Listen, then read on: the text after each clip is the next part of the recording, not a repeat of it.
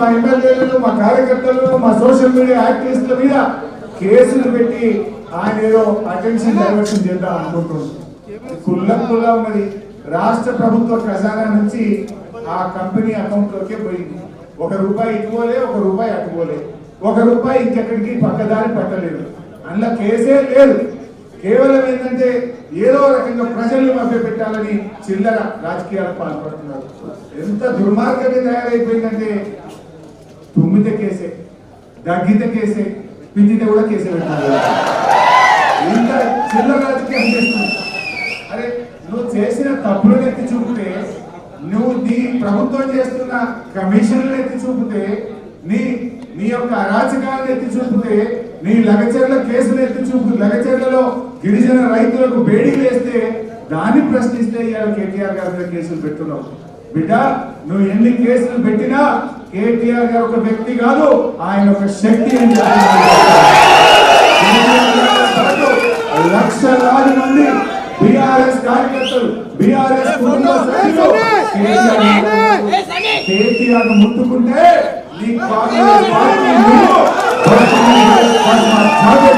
హెచ్చరిస్తూ నేను ఇంకెక్కువ టైం తీసుకోకుండా గౌరవనీయులు కేటీఆర్ గారిని మాట్లాడాల్సిందిగా కోరుతున్నాను. జై తెలంగాణ. గౌరవనీయులు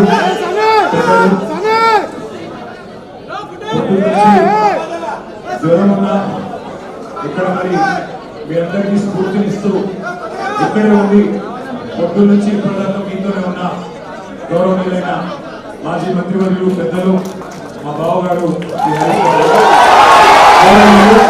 శాసన మండలిలో ప్రతిపక్ష నాయకులు పెద్దలు మాన్యులు నరసింహాచారి గారు, గౌరవనీయులైన ఎమ్మెల్యేలు, గౌరవనీయులైన ఎమ్మెల్సీలు, గౌరవ ఎంపీలు, అదేవిధంగా గౌరవనీయులైన వివిధ నియోజకవర్గాల ఇన్ఛార్జీలు, అదేవిధంగా ఈరోజు మరి చాలా ప్రాంతాల నుంచి తరలి వచ్చిన మా అన్నదమ్ములకు, మా ఆడపిల్లలకు, అందరికీ సిరిసిల్ల నుంచి కూడా వచ్చిన మా అందరికీ కూడా హృదయపూర్వకంగా నమస్కారం. మా మీడియా మిత్రులకు కూడా కొంత అసౌకర్యం కలుగుతున్నా అప్పటి నుంచి పొద్దు నుంచి చాలా ఓపికగా ఉన్నందుకు మీడియా మిత్రులకు కూడా నమస్కారం, ధన్యవాదాలు.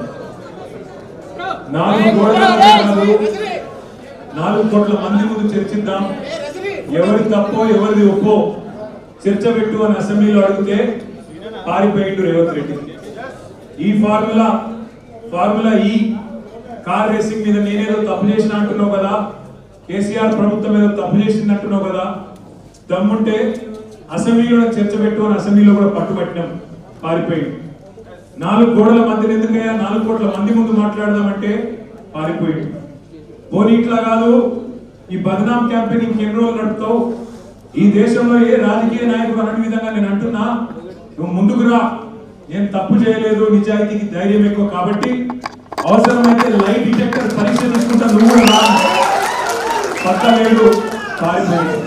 అయినా మళ్ళీ పిలిచి మళ్ళా ఈరోజు పిలిస్తే మళ్ళా పోయినాం. ఎందుకంటే చట్టాన్ని గౌరవించే వ్యక్తులుగా, న్యాయస్థానాల మీద నమ్మకం ఉన్న వ్యక్తులుగా నువ్వు ఎన్నిసార్లు పిలిస్తే అన్నిసార్లు వస్తా అని చెప్పిన పొద్దున్న నుంచి 9 గంటలు ఒకటే క్వశ్చన్, అటు తిప్పడుగుడు ఇటు తిప్పడుగుడు, తిరులమరలేసి మరల తిరలేసి అడిగిందే అడిగి నేను కుల్లా చెప్పిన ఇప్పుడే హరీష్ రావు గారు చెప్పినట్టు ఈడికెళ్ళి ఎట్టి పరిస్థితుల్లో ఫార్ములా ఈ రేస్ పోవద్దు అని చెప్పి మొదటి సంవత్సరం విజయవంతంగా నిర్వహించిన తర్వాత 2వ సంవత్సరం కూడా ఈడనే ఉండాలి అని చెప్పి ప్రభుత్వ పరంగా విధానపరమైన నిర్ణయం తీసుకున్నాము.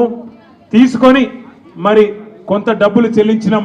₹1 కాదు కదా, 1 పైసా కూడా అవినీతి జరగలేదు.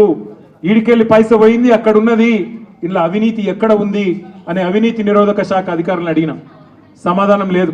బెబ్బెబ్బే ఏంది అంటే ఫైల్ ఇటు పోయిందా, ఇటుకెళ్ళి పోయిందా, నువ్వు కుడి చేపులకి వెళ్ళిచ్చినావో పైసలు, ఎడమ జేబులకి వెళ్ళిచ్చినావో పైసలు అని చెప్పి పనికిమాలిన ప్రశ్నలు తప్ప, చిట్టినాయుడు రాసిచ్చి పంపిన ప్రశ్నలు తప్ప ఏమీ లేదు విషయం. అందుకే నేను మొన్న చెప్పినా మళ్ళీ చెప్తున్నా, ఇది లొట్టపీస్ కేసు, ఈయన ఒక లొట్టపీస్ ముఖ్యమంత్రి. ఏది కాదు వీళ్ళతోని ఏం చేయరాదు, పరిపాలన చేత కాదు, ప్రజలకిచ్చిన హామీలు నెరవేర్చే దమ్ము లేదు. అందుకే దద్దమ్మ రాజకీయంతో ఇవాళ తప్పించుకునే ప్రయత్నం చేస్తా ఉన్నారు. మొన్ననే మన నాయకుడు పెద్దలు తెలంగాణ సాధించిన నాయకుడు కేసీఆర్ గారిని కమిషన్ ముందుకు పిలిచిండు. అంతకుముందు హరీష్ రావు గారిని కమిషన్ ముందుకు పిలిచిండు. ఆయనకున్నదంతా ఒకటే షోకు, నేను నెల రోజులు జైలున్నా లుచ్చా పని చేసి వీళ్ళని కూడా పెట్టాలి ఒక కొన్ని రోజులు, అదొక్కటే ఆయన షోకు. ఆయనకున్న పైశాచికానందం అదొక్కటే. సాడిస్టులు ఉంటారు చూడు కొంతమంది, నాకు దక్కంది ఎవరికి దక్కద్దు అన్నట్టు, నాకు జరిగింది నీకు కూడా జరగాలన్నట్టు ఆయన ఎట్టి పరిస్థితిలో కొన్ని రోజులు జైల్లో పెడదామన్నది ఆయన షోకు. అందుకే నేను ఇలా అధికారులకు కూడా చెప్పిన, మీకు పైకి వెళ్ళి రావచ్చు ఆదేశాలు, ఇప్పటికే దబ్బన వస్తే పెడితే పెట్టుకోర్ర పోయి ఏముంది, మీరు పంపితే కూడా 15 రోజులు పోయేస్తా, ఏమున్నది మంచిగా రెస్ట్ తీసుకొని వస్తా అని చెప్పిన. ఇప్పుడు కూడా మళ్ళీ చెప్తున్నా, తప్పు చేయలేదు, తలదించుకునే పని ఎంత మాత్రం చేయలేదు. తెలంగాణ ప్రతిష్టను పెంచే పని చేసినాం, తెలంగాణ ప్రతిష్టను ఆకాశం స్థాయికి తీసుకుపోయే పని చేసినాం తప్ప తప్పు చేయలేదు. అది కాళేశ్వరం ప్రాజెక్టు కావచ్చు, ఫార్ములా ఈ కావచ్చు, ప్రపంచంలోనే అతిపెద్ద లిఫ్ట్ ఇరిగేషన్ ప్రాజెక్టు కాళేశ్వరం. అందులో చేయని తప్పుకు ఇవాళ కేసీఆర్ గారిని హరీష్ రావు గారిని పిలిచి వాళ్ళని అక్కడ ఇబ్బంది పెట్టే ప్రయత్నం, మన నాయకులు కార్యకర్తల ఆత్మస్థైర్యం దెబ్బతీసే ప్రయత్నం అక్కడ కమిషన్ ముందు. ఇక్కడ ఏసీబీ అని పెట్టి మరి ఇక్కడేదో జరిగిపోయిందని చెప్పి ఏ కరప్షన్ జరగని ఒక కేసులో యాంటీ కరప్షన్ బ్యూరోని ఇన్వాల్వ్ చేసి మా ఆర్ఎస్ ప్రవీణ్ అని చెప్పిండు, నా చరిత్రలో ఇంతకంటే తుపేల్ కేసును ఎప్పుడు చూడలే, 26 ఏళ్ళు ఐపీఎస్ అధికారిగా పనిచేసిన ఇంతకంటే తుపేల్ కేసు నా జీవితంలో చూడలేదని చెప్పి వారు కూడా చెప్పినారు. అంటే ఇట్లాంటి కేసులు పెట్టి ఏదో సాధిస్తాను రేవంత్ రెడ్డి గారు అనుకుంటున్నాడు. నేను రేవంత్ రెడ్డికి చెప్పేది ఒకటే, నా మీద ఇప్పటికే 14 కేసులు పెట్టినావు, ఇంకో 1400 కేసులు పెట్టుకో, అవసరమైతే జైల్లో పెట్టుకో, ఏమన్నా చేసుకో, భయపడేది లేదు. తెలంగాణ కోసం ఆనాడు జైలుకు పోయినాం, ఇవాళ అవసరమైతే తెలంగాణ ప్రతిష్టను పెంచడానికి తీసుకున్న ఒక నిర్ణయం వల్ల మళ్ళీ జైలుకు పోవాల్సి వస్తే కూడా భయపడేటోడు ఎవడు లేడు. నీ ఉడత ఊపులకు ఎట్టి పరిస్థితుల్లో భయపడం. నేను మిమ్మల్ని అందరినీ కోరేది ఒకటే, ఇదేంటంటే ఇక డైలీ సీరియల్ లెక్క అయిపోయింది. ఎట్లా అంటే ఒకరోజు పిలుచుడు, కూర్చోబెట్టుడు, 9 గంటలు ఆడ కూర్చోబెట్టి ఛాయ్ తాగిపించి ఏం చెప్తాం సార్, ఇక మాకు పైకి వెళ్ళే ఆదేశాలు ఉన్నాయి, ఏం చేయాలని పాపం వాళ్ళు కూడా ఇక ఏం చేయాలో తెలియక అడిగిందే అడుగుతాను. అందుకే నేను మీకు కూడా రిక్వెస్ట్ చేసేది ఒకటే, మనం అందరం కూడా కాన్సన్ట్రేషన్ చేయాల్సింది, మనందరం కూడా పార్టీగా ఆలోచన చేయాల్సింది, దృష్టి సారించాల్సింది 2-3 పనుల మీద.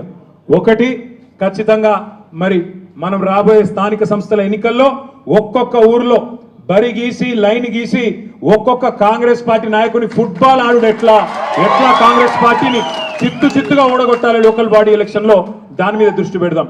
రెండవది, ఈ నెల 21వ తారీఖున కాళేశ్వరం ప్రాజెక్టు ప్రారంభించి సరిగ్గా 6 సంవత్సరాలు కాబోతా ఉన్నది. 2019 ఆనాడు జూన్ 21 నాడు మాన్యులు పెద్దలు మన తెలంగాణ తొలి ముఖ్యమంత్రి కేసీఆర్ గారు కాళేశ్వరం ప్రాజెక్టును జాతికి అంకితం చేసిన రోజు జూన్ 21. మరి ఆ రోజు కూడా సార్ను అడిగి మనం పార్టీగా ఒక నిర్ణయం తీసుకొని ఏం చేసి మళ్ళీ ఒక్కసారి కాళేశ్వరం గొప్పదనం ప్రజలకు చెప్దాం, ఆలోచన చేయాల్సిన బాధ్యత మన మీద ఉంది. రాష్ట్ర వ్యాప్తంగా కొంత కార్యక్రమం చేయాల్సిన బాధ్యత కూడా మన మీద ఉంది. ఇక మనకు నోటీసులు వచ్చుడు, మనం పోవుడు, ఇవన్నీ కూడా రొటీనే, పాత చింతకాయ పచ్చడి. దీన్ని పట్టించుకోవాల్సిన అవసరం కానీ, దీని గురించి ఆందోళన పడాల్సిన అవసరం కానీ లేదు. పెడితే గిడితే 15 రోజులు జైల్లో పెడతాడు, పైశాచిక ఆనందం పొందుతాడు.